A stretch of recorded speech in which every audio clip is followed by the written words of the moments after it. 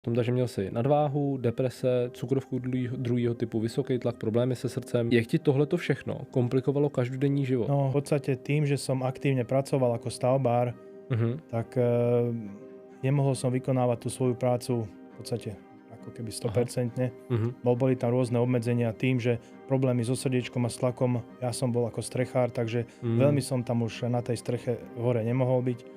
Musel som byť dole a tieto veci boli pre mňa veľmi také, jak by som to povedal, smutné. Lebo tú prácu som miloval, robil som na to všetko rád. No a zrazu, keď človek nemôže plnohodnotne pracovať, tak mu to berie naozaj kopec energie a chuť aj do toho života. Tak bolo to veľmi veľké obmedzenie pre mňa. Rozumiem. Bavila ťa tvoje práce?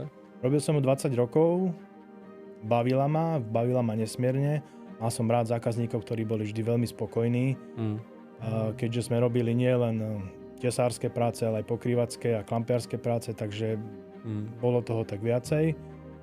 No a keď som človek s tým prestal, tak snažil som sa nájsť si nejakú alternatívnu prácu, ale už to nebolo ono.